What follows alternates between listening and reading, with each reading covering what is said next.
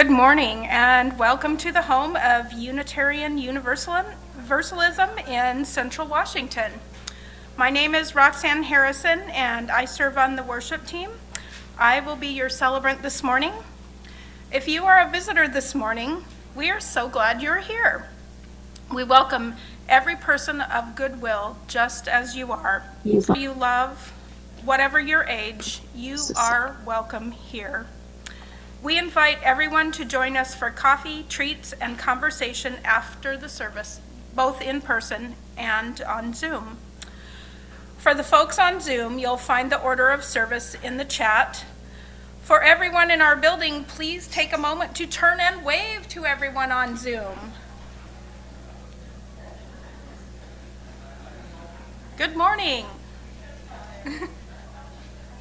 For everyone in our building, please take a moment to please take a moment and greet those around you today, especially someone.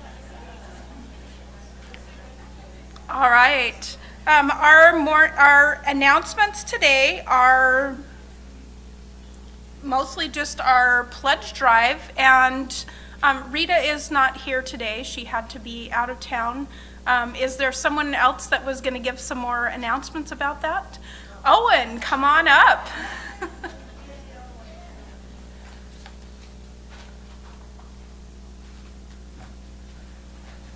Hi, I am Owen Barnes. I've been a member of CUF for I think a couple of years now. Today I just wanted to share a little bit why I choose to pledge to CUF and why it's such an important part of my faith journey. First of all, my pledge supports CUF's mission. Our fellowship is not just a place of worship, it's a place of outreach, support, and growth. Through our giving, we help fund ministries, serve those in need, and spread hope in our community. Second, giving is an act of gratitude. I don't have much financially, but what I do have, I consider to be a blessing from love with a capital L. And by giving back, I acknowledge the importance of love in my life. Pledging is one way that I say thank you. Lastly, it builds a legacy. When I invest in something greater than myself, I know that, when I give, I invest in something greater than myself. I know that my monthly check is helping to create a lasting impact for our future and future generations who will come to know, love, and beloved community through our organization. For me, pledging isn't just about money, it's about purpose, passion, and love. It's a way to put faith into action and to be part of something bigger than myself. Thank you.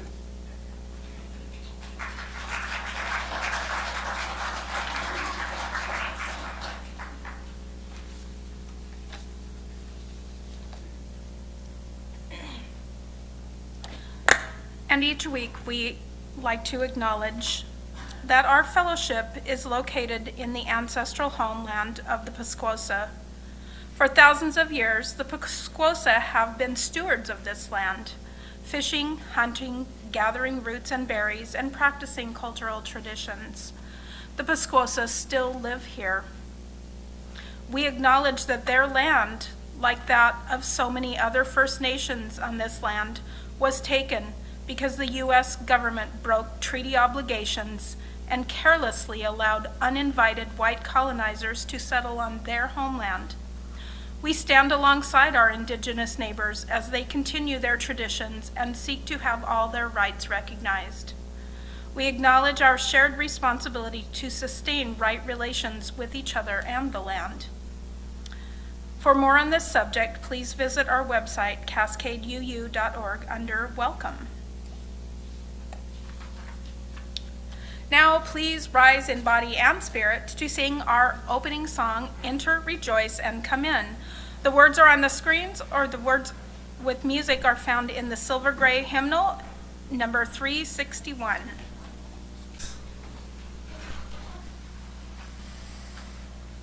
Be welcome, whether you have been coming here or to this gathering since 1985 and have been an active leader of this congregation, or whether you are brand new and see it as a new place and a new group of people, be welcome. Be welcome whether your heart is filled with worry about the world and awareness of troubles and pain and suffering and division, and you seek peace. Be welcome. Be welcome whether your heart is filled with gladness and gratitude for the abundance of the earth and the beauty of this valley. Be grateful and be welcome. Now let us light the chalice.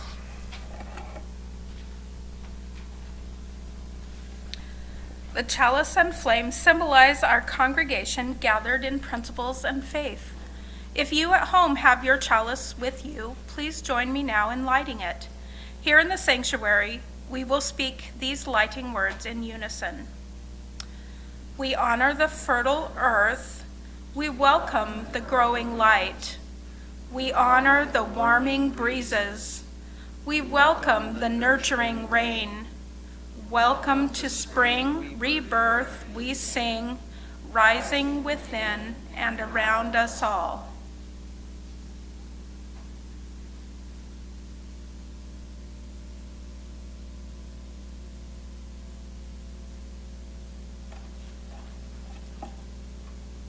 And now, a story. Wake up, son.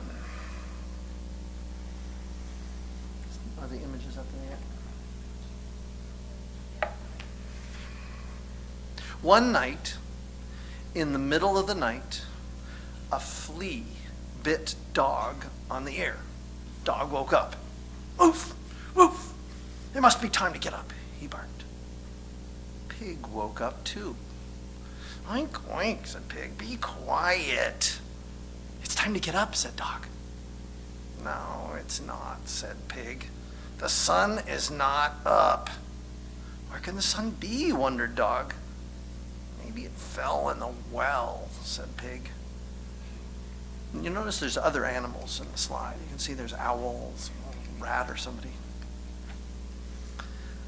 They don't speak, but they're all part of this community waking up. Maybe it fell in the well, said Pig. They ran to the well. Cow was sleeping nearby. Son, son, called Pig. Are you in there? Woof, said Dog, his voice echoing in the well. Cow woke up. Moo, said Cow. What are you doing? We're looking for the sun, said Pig. Cow said, maybe it's hiding behind the barn. I have seen it rise there in the mornings. Dog, Pig, and Cow looked behind the barn. Come out, son, called Cow. Chicken woke up then. Cluck, cluck, cluck, she said. What's wrong? We cannot find the sun, said Cow. Maybe it's sleeping on eggs like I was, said Chicken. We have to wake it up, insisted the Dog. They all began to call out and yell for the sun. Cluck, cluck, cluck, cluck, moo, moo, oink, oink, oink, oink, oink, roof, roof, all together. The farmers woke up. There must be a fox in the hen house, said the woman. The man got his hunting rifle. He ran to the window. He fired into the sky. Bang, bang, his gun said. And then it was quiet. But it was not quiet for long. The farmer's baby woke up just as the sun came up and began to shine through the window.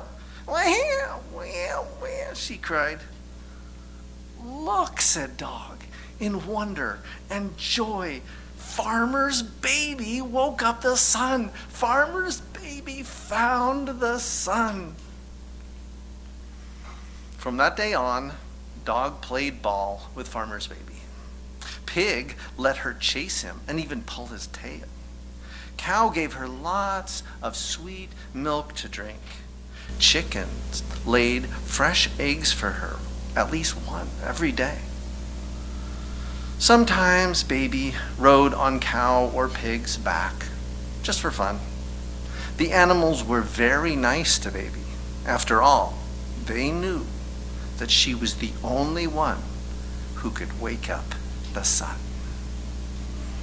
I like that story about people waking up together, despite all their confusions, all their myths, finding love in the midst of it. So now let's form a bridge and sing together as children who wish to can go to classes with Mari and others. Go with each other to find meaning in the spirit of love that we share. Now go with each other to find meaning in the spirit of love that we share.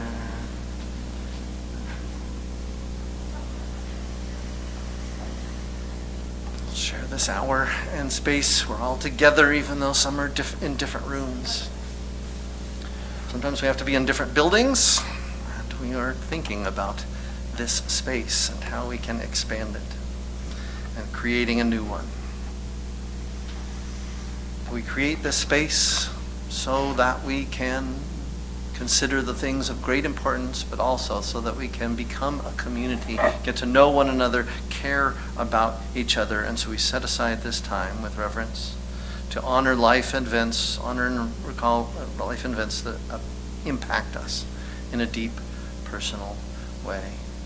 Not to talk about announcements or politics. This is a time of care and intention to share with one another and to hear and see one another. Of course, we have many ways to care for one another, to honor and celebrate what matters in our individual lives. We have a care team that's essential in providing listening ministry and to also help us provide care to one another, provide rides and meals and things of that sort. Today, Stephanie Coe is care team representative. She's a person on duty, and if you need to talk to her afterwards about anything, please do. Now let's take a moment to pause. Let's take a moment to think about how we can be mindful of the shared ministry of care. Remember that we can only share what we have permission to share, especially about others. Let's support one another, because each sharing is a door to allow for further connection. I'm going to move the candle down here, and you will be welcome to come forward, say your name, share what you need to share, and then light a candle from the flame of our chalice in honor of that sharing.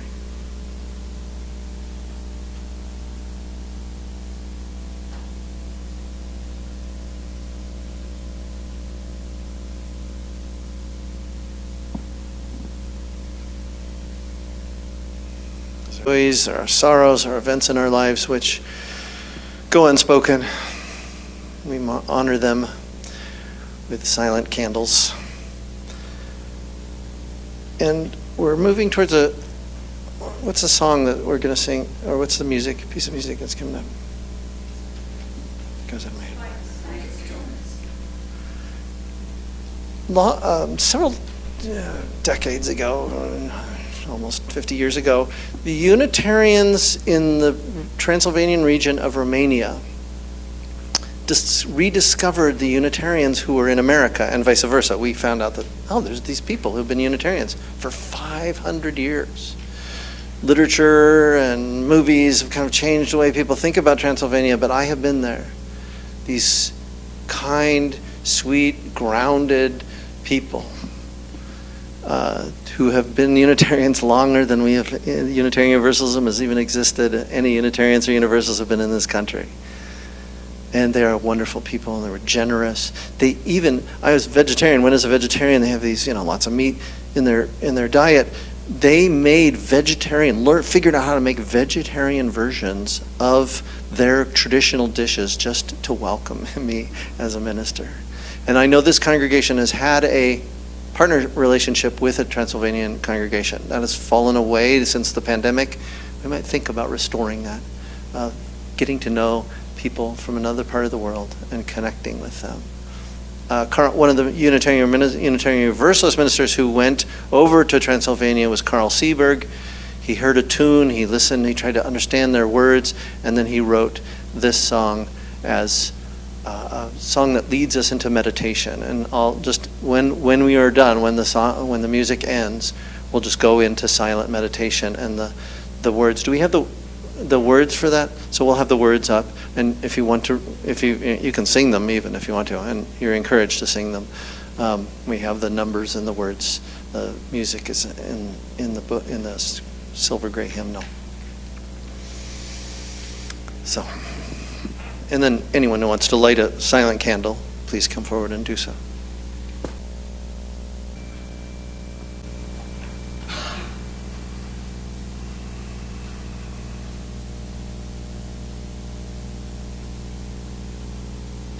Cuando era niño, mi familia fue a las montañas en Colorado, porque es buena para el alma.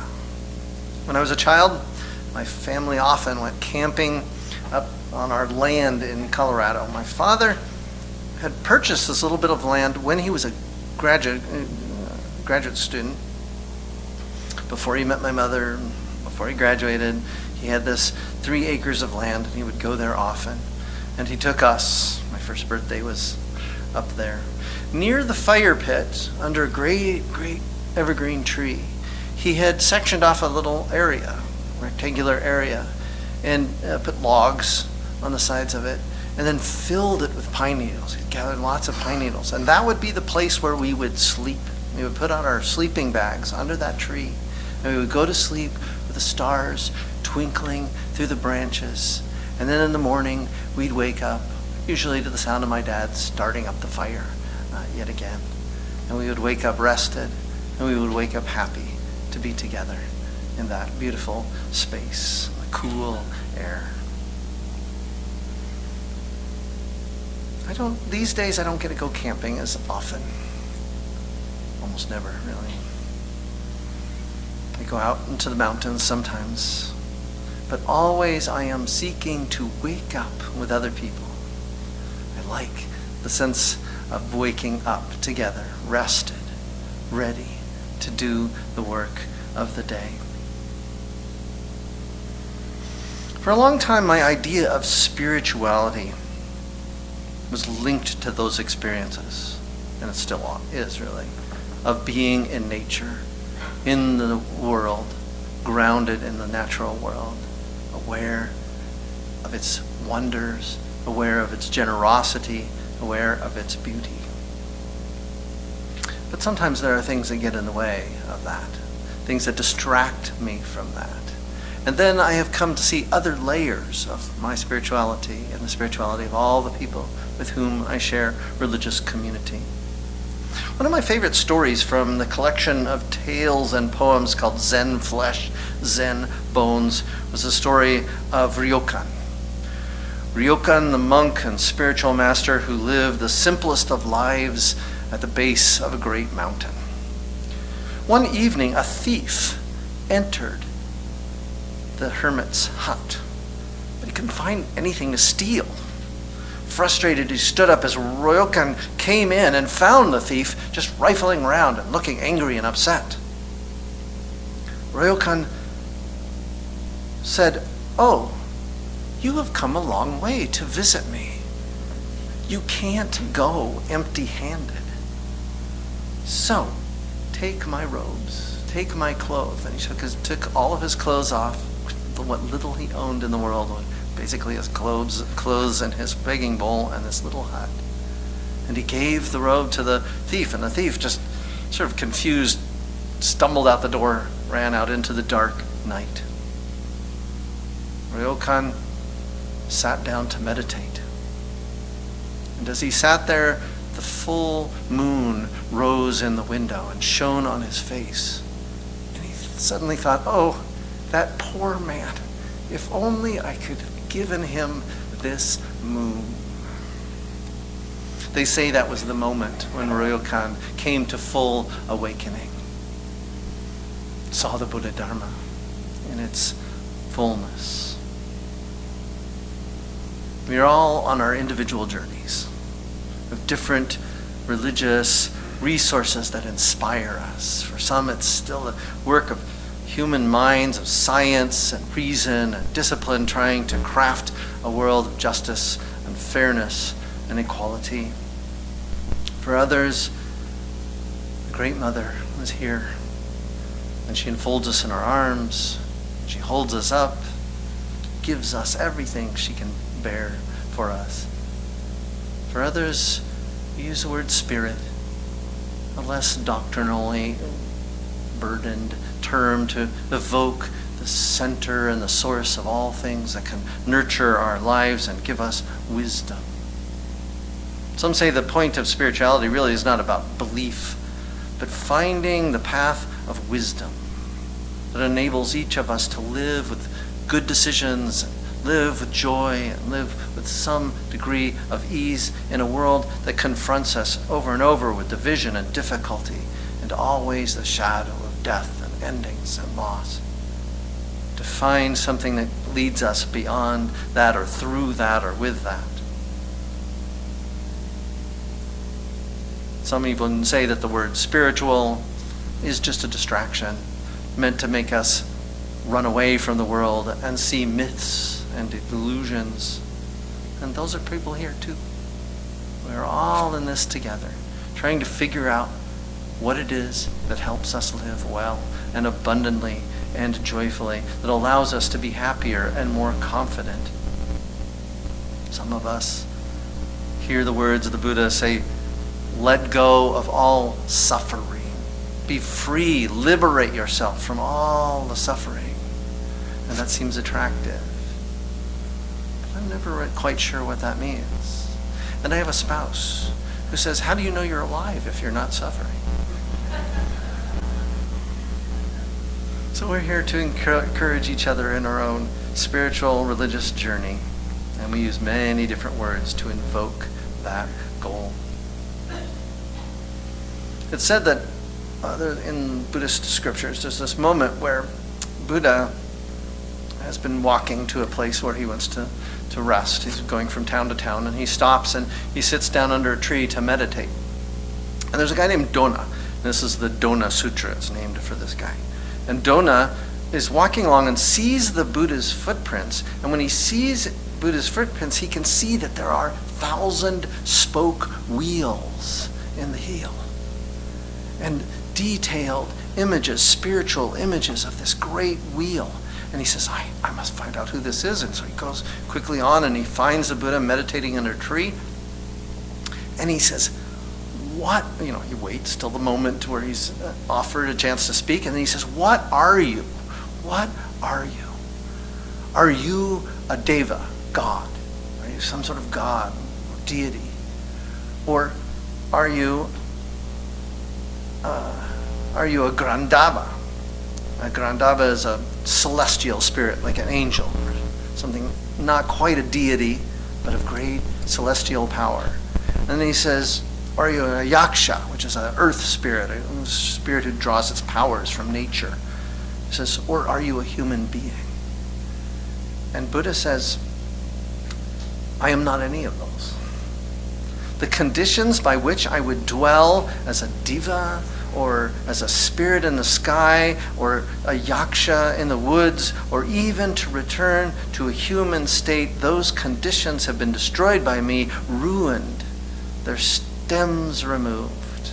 He explained, just like the red or the blue or the white lotus that is born in the mud at the bottom of the water, that grows in the water, that rises up above the water and stands untouched by the water, in the same way, I, born into the world, grown in the world, having overcome the world, live untouched by the world. Remember me, Brahma, not as any of those, but as awakened. The ideal is to wake up, to become purely and eternally awake. Now, I haven't actually known Buddhists who try not to sleep, who tried to disturb their lives in a way of sleeping. And I have also read the science about sleeping, and I know how absolutely essential it is. experientially too. I've had weeks where my small baby, my first baby, was just crying at 2 a.m. every single night. I was not getting enough sleep. I still had to go to work, and I could feel how uncomfortable I was. And my mind was just not able to be as clear and as sharp. Sleep is essential. So Buddha's not really talking about sleep or wakefulness in our normal sense. He's using sleep and wakefulness as a metaphor for a spiritual state. And he's saying that most of us are often caught up in our dreams, caught up in processing the things we're trying to accomplish in our lives, stuck with the demands and duties of the world, stuck with an awareness of injustice and cruelty and pain. We're all aware of this now, those of us who read the news all the time. And he's saying you can wake up above that and yet still be in the midst of it, still be part of it in some way, but somehow spiritually liberated, awakened. Years ago, I was talking to a person who came to me just filled with worry. Their health was not going well. An elder person whose body was just not holding up as well as they had hoped. Their finances were under severe stress. And at that time, just like now, there were political things going on in the world that were deeply disturbing them. And they came to me and they were talking about it, and after a while I could tell they were stuck. They were just focused on those things. And they said, right now, I just said, I wanted to get clear. Are you in severe pain? And they kind of said, and I said, severe. And they said, no. A little discomfort maybe. And I said, no, but are you in severe pain? They said, no. And I said, and do you have a home that is safe and secure for now? Just for the next month. Do you have a home where you will go? And I said, yes. And I said, and do you have enough food? And do you have the ability to get enough food to last you through the month? And I said, yes. And I said, think on those things. In the midst of all that is hurting you and all that is frightening you, remember those things.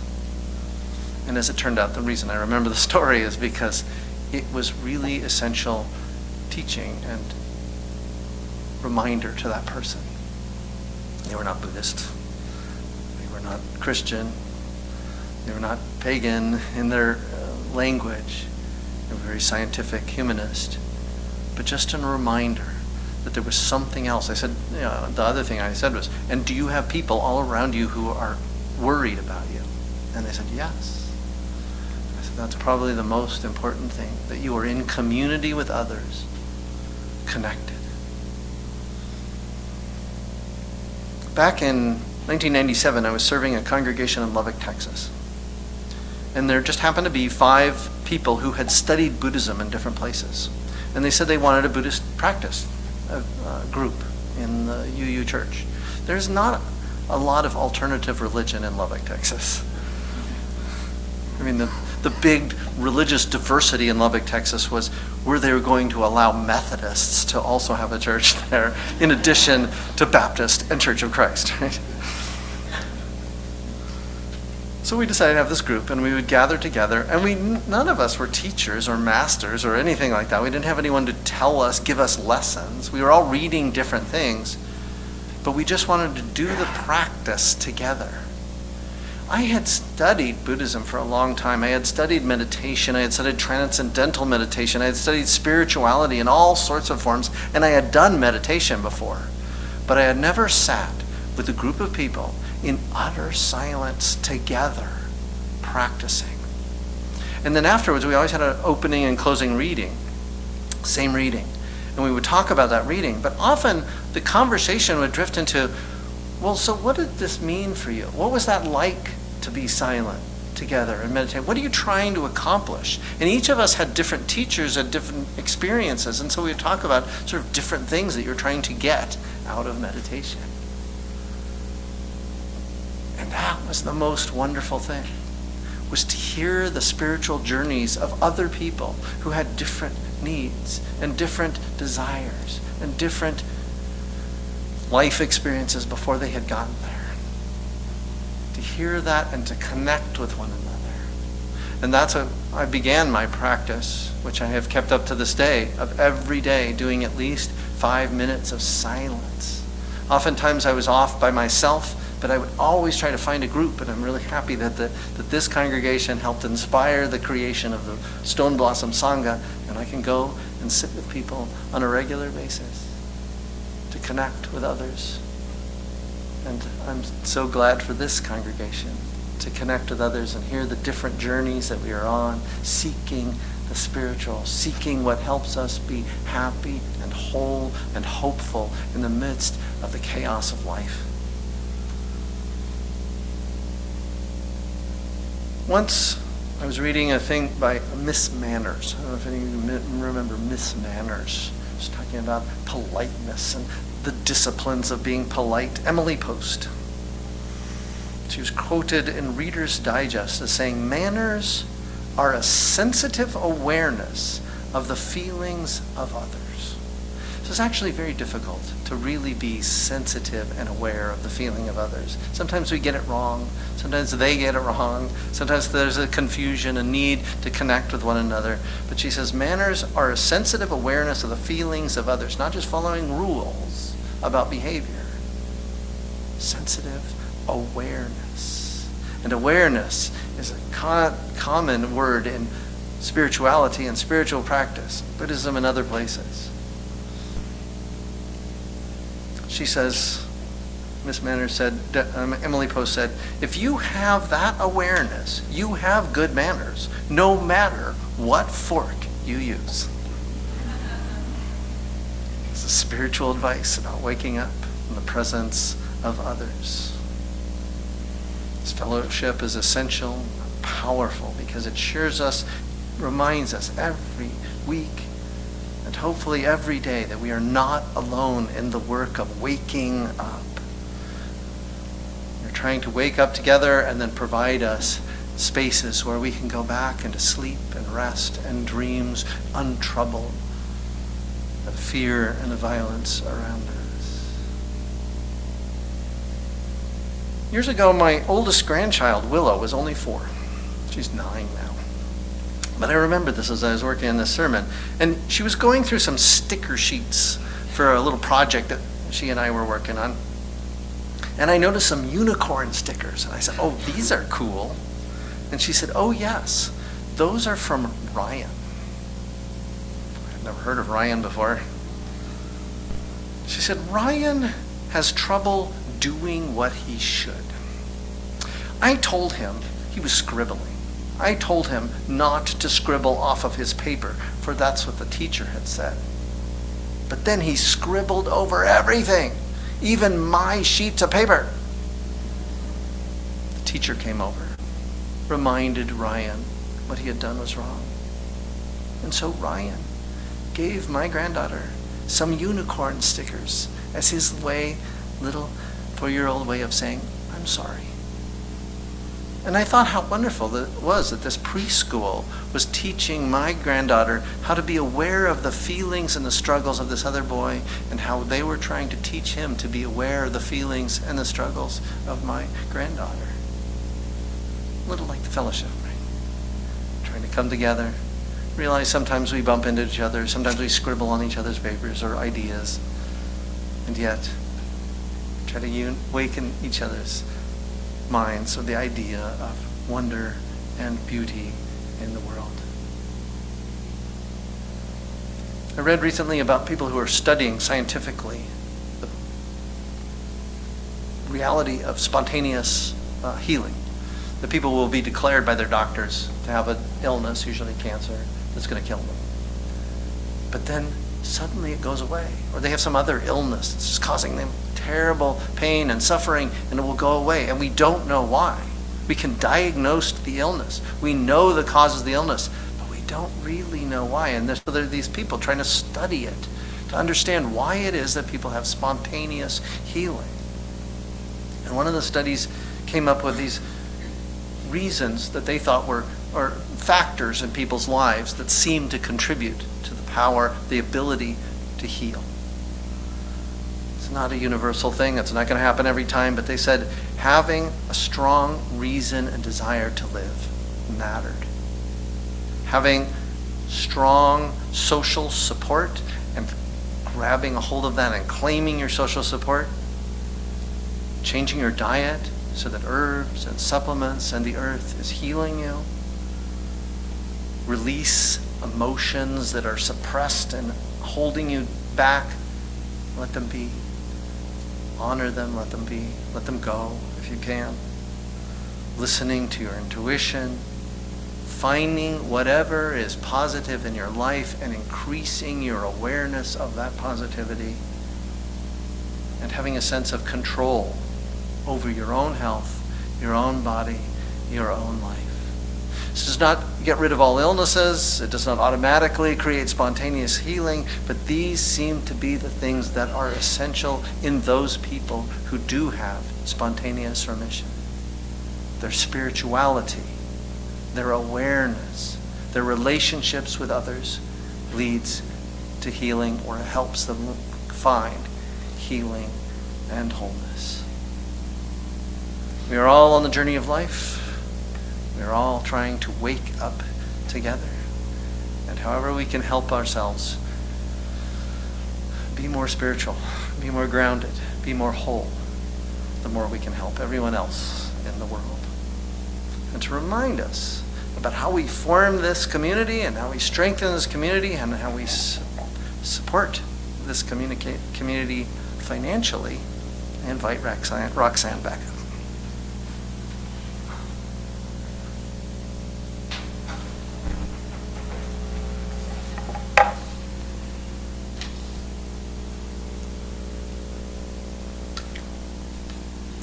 I can't read it without these. The offering is an ancient element of worship. Giving, regardless of amount, is a spiritual practice that expresses our thankfulness and generosity. We live these values in abundance. Joyfully sharing our gifts and strengths in service to the greater good is one way we create the beloved community. We live these values in abundance. We will receive now the offering. To leave this worship service, let's first appreciate the work of the Aesthetics Committee to fill the air with birds. Let us go into the world knowing that we have great work to do, knowing that we have great companions to join with us in that work. Let us go from this worship service awake and aware and alert of all the good that is within us and around us and between us. Amen.